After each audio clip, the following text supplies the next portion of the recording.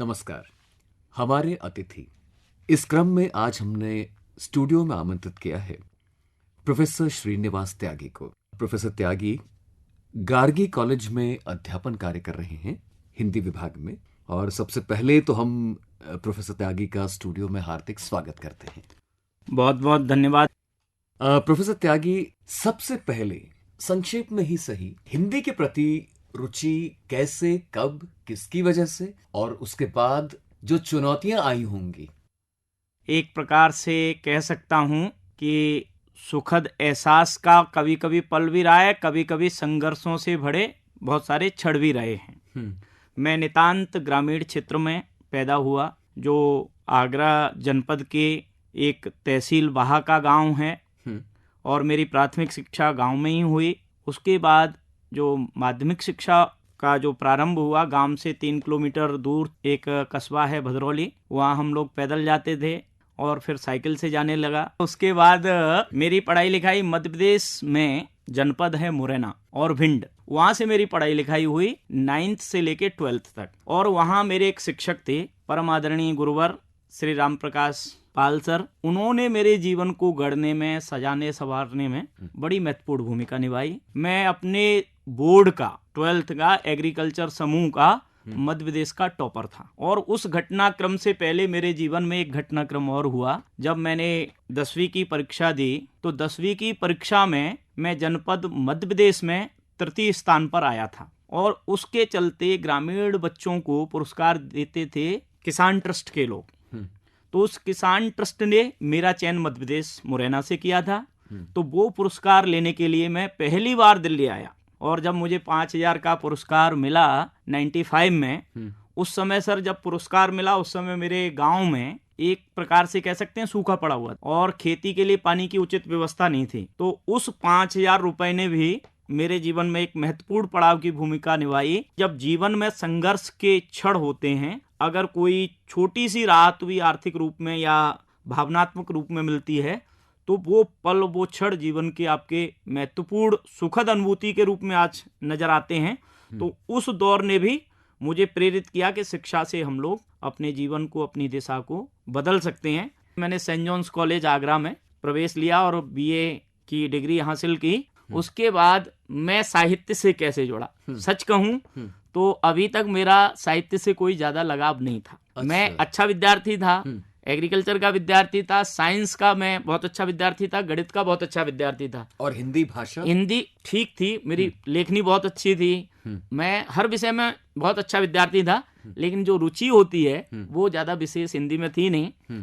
अब मैंने क्या किया कि ग्रेजुएशन में जब मैं फाइनल ईयर में था, तब एंट्रेंस एग्जाम जेएनयू अभी भी कराता है, जवाहरलाल नेहरू विश्वविद्यालय दिल्ली वाला, वहां मैंने एमए के लिए एंट्रेंस एग्जाम दिया। उसमें मैंने 3-4 विषयों में एमए एंट्रेंस के एग्जाम का फॉर्म भरा, लेकिन मेरा चयन हिंदी में हुआ और मैं भारतीय भाषा केंद्र हिंदी में आया। तब मैं जब आया, क्लास में गया और मुझे समझ में आया, मेरे क्लास में 18 विद्यार्थी थे एमए में, तो मुझे लगा कि मैं सबसे कमजोर हूँ हिंदी में। फिर मेरी लगन, मेरी समझ, मेरा अध्ययन हिंदी में बेहतर हुआ और उसके साथ एमए, एमफिल और पीएचडी के साथ साथ मैं अभी हिंदी के अध्यापन क्षेत्र में हूँ, कुछ कविताएं भी लिखता हूँ। लेकिन जेएनयू ने मुझे गढ़ने में बहुत महत्वपूर्ण भूमिका निभाई है। और जेएनयू ने जो विजन दिया है, वो विजन मूलतः हमारा वही विजन है जो हमको पूरी दुनिया को सामूहिकता में देखने की दृष्टि, वसुधैव कुटुंबकम वाला विजन देता है।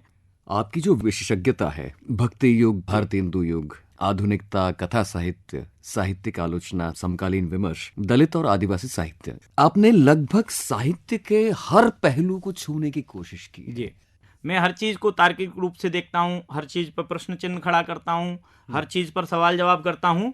इस दृष्टि से मैं मूलतः आलोचना का विद्यार्थी हूँ।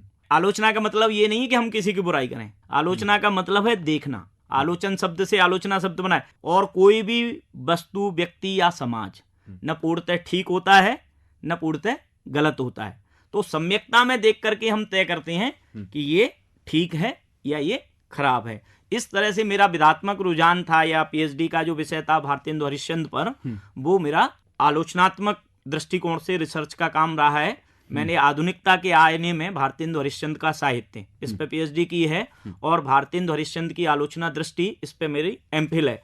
तो भारतेंदु हरिश्चंद्र उस समय के दौर में 1850 से लेकर 1885 के दौर में किस प्रकार से हिंदी जगत में अपने साहित्य के माध्यम से, अपने व्यक्तिगत जीवन के माध्यम से बदल रहे थे, चीजों को बदलते हुए देख रहे थे, बदलते परिदृश्य में अपनी भूमिका निभा रहे थे, ये मेरा शोध का काम है।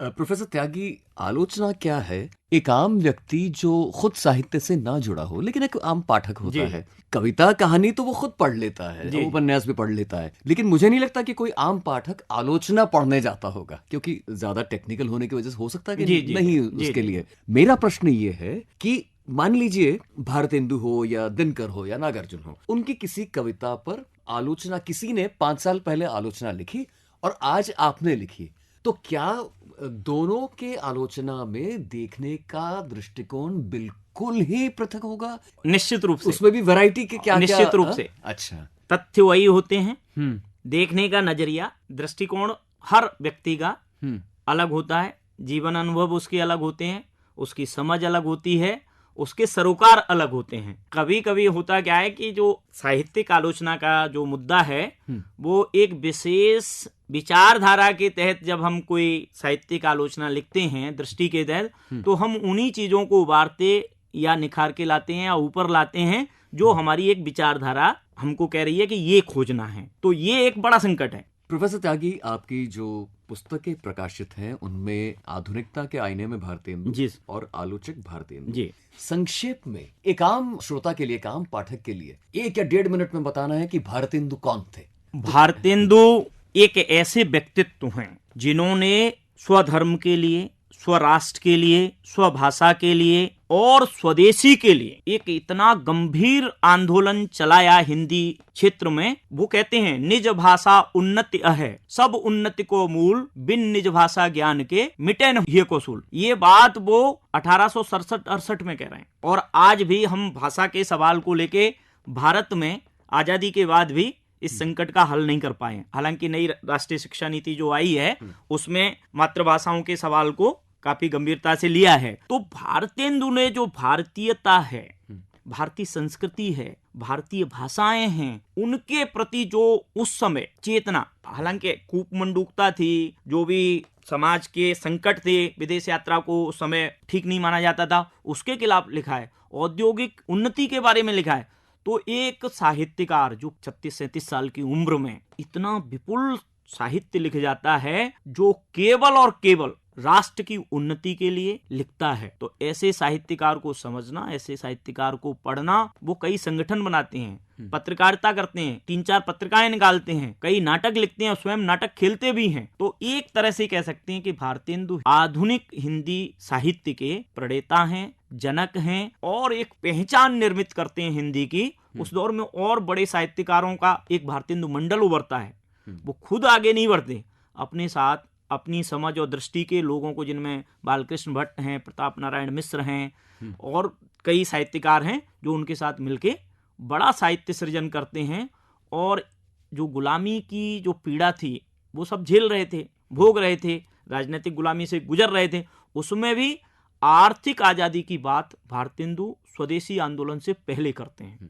तो भारतेंदु एक प्रकार से आधुनिक भारत के हिंदी साहित्य के ही नहीं, भारतीय समाज के उन रचनाकारों में हैं जो भारत की आत्मा को जीते हैं, भारत की आत्मा को जागृत करते हैं। प्रोफेसर त्यागी, हम चाहेंगे कि आप हमारे श्रोताओं को अपनी अनेक कविताओं में से एक, जिसे हम कह सकते हैं प्रतिनिधि कविता, वो पढ़िए। अभी मैंने निरंतर लिखा है और अभी तक मेरी कोई कविता है या काव्य संग्रह है वो प्रकाशित नहीं है। वैसे मैं सोशल मीडिया पे, फेसबुक पेज पे कहीं कहीं पोस्ट कर देता हूँ, तो उनमें से एक कविता है, मैं आप सबके समक्ष, श्रोताओं के समक्ष रखता हूँ। बिल्कुल। एक बात पुरानी है जो हमें निभानी है, बदलाव की ऋतु ये आनी जानी है। एक बात पुरानी है जो हमें निभानी है, बादों यादों के सायों में, बादों यादों के सायों में बीते जिंदगानी है। ये बात न तुझे भुलानी है, ना मुझे भुलानी है, ये एक बात पुरानी है जो हमें निभानी है। कभी ये ऋतु मस्तानी है, कभी मौसम तूफानी है। कभी ये ऋतु मस्तानी है, कभी मौसम तूफानी है। कभी ख्वाहिश दीवानी है, कभी ख्वाहिश मर जानी है। कभी ख्वाहिश दीवानी है, कभी ख्वाहिश मर जानी है। ये सबके जीवन की अजब कहानी है। एक बात पुरानी है जो हमें निभानी है। कभी पानी से बहे, कभी पानी से बहे, कभी बर्फ सी जम जानी है। कभी कितनी खूबसूरत सी लगे, कभी छाए वीरानी है। क्या बात। ये जिंदगी तेरी अजब कहानी है। कुछ समझ गए इसको, कुछ को समझ न आनी है। बदलाव की ऋतु तो आनी जानी है।